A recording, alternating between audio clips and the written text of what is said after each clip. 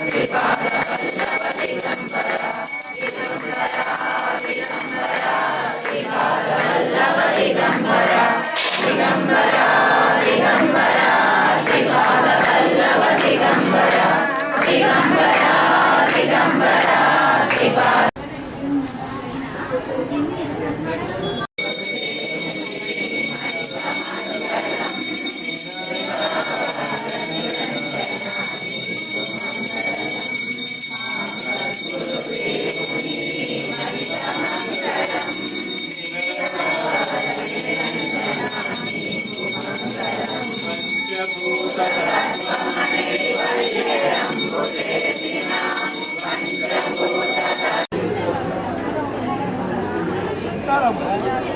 జనాలకి పని లేదు, పువ్వులు ఎత్తిపోవాలనేదే పని.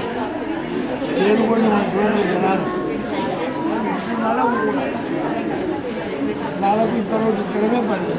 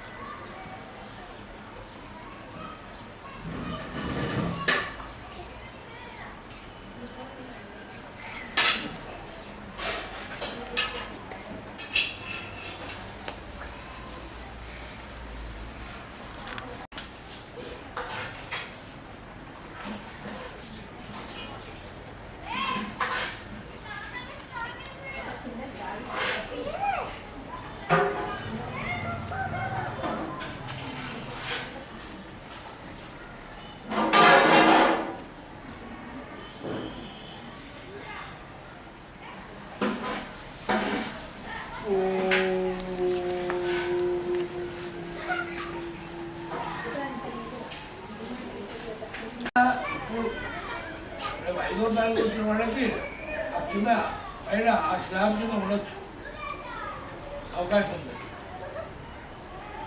తర్వాత వచ్చేటువంటి వాళ్ళ శ్రీరాములు ఆ తర్వాత వచ్చే వాళ్ళకి అన్ని రూములు దొరుకుతాయి. మన సహజ గణపతి ఈ మధ్యకాలంలో మీరు వనబాబు వచ్చిన వాళ్ళు చూసింటారు. నదిలో దొరికిన 2 అడుగుల గణపతి సహజ విగ్రహం 16 అంగుళాలు ఎడల్పు ఉంటుంది, 2.5 అడుగులు ఉంటుంది. 2 పైన ఎవరు చెక్కింది కాదు, సహజంగా ఆకారమే రాయిలో ఉంది. దగ్గరలో మనం చాలా విగ్రహాలు అలంకరిస్తున్నాం. కృష్ణుడు ఇక్కడ ఆనాడు శ్రీపాదుల వారు ఏ విగ్రహాలను అయితే దర్శించారో ఒకటి మొదటిది ఒకటి దగ్గర ఉంది శిలాపథకం. రెండవది పూర్తి ఆకారంతో దానికి 2 మందిరాలు పెట్టాం. ఎప్పటి నుంచో మన కాడ చాలా కాలం నుంచి ఉన్న పాండురంగ విగ్రహాలు ఉన్నాయి. ఆ విగ్రహాలను కూడా ఎంతకాలం కూడా అలా పెడతాం. దాన్ని ఒక గర్భగుడి చేసి వాళ్ళని కూడా పూజలు పెడదామని. ఎందుకంటే నా ఊరికి ప్రారంభమే అక్కడ నుంచి కదా, అందుకోసం వాళ్ళకు ఒక ఆలయం కట్టాం. గుడి మందిరం నిర్మాణం అయింది. 3వ తారీఖు సాయంకాలం గుడి మందిరం కూడా ప్రవేశం. రాత్రి 4, 5 అక్కడే ఉండడం. 6వ తారీఖు మళ్ళీ ఖాళీ చేయాలని ఈ స్వామి వాళ్ళ స్వామి శ్రీరాజులు శ్రీరాజులు వస్తున్నారు, అందులో వాళ్ళు ఉంటారు.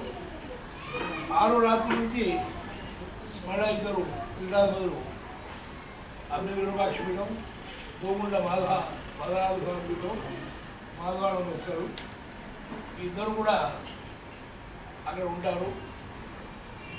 7, 8, 7వ తారీఖు వాడు వెళ్ళిపోయాక 8, 9 కార్యక్రమాలు ఉంటాయి. మన స్వాములందరూ ఉంటారు. అక్షరనారాయణ అక్షుమాలు వీళ్ళందరూ కూడా వస్తారు. కార్యక్రమం జరుగుతుంది.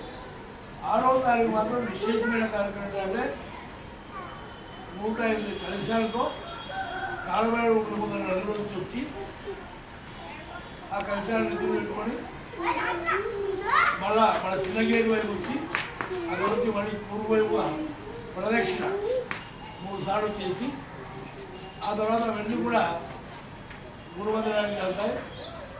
అక్కడ వేసిన యజ్ఞపాడిగా యజ్ఞాన్ని వేసిన పాకలో అవన్నీ వెళ్ళి అక్కడ నుంచి ఈ కలశాలు మళ్ళీ వెనకల పల్లకిలో సాయిబాబా అమ్మవారు, ఆ వెనకల చిన్న రథంలో దత్తాత్రేయుడు వారు, ఆ వెనకల మీ గురుదేవుడు మిగతా స్వాములు అందరూ భక్తులు కలిసి వెళ్తారు. మళ్ళీ పడకి వచ్చి రామలక్ష్మణుడు తీసుకొస్తుంది.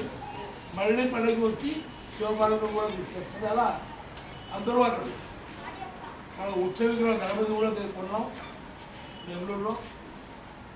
ఇప్పుడే పాండురంగులు కూడా దొరికారు, కొన్నాం. అవి కూడా బెంగళూరు నుంచి వస్తున్నాయి.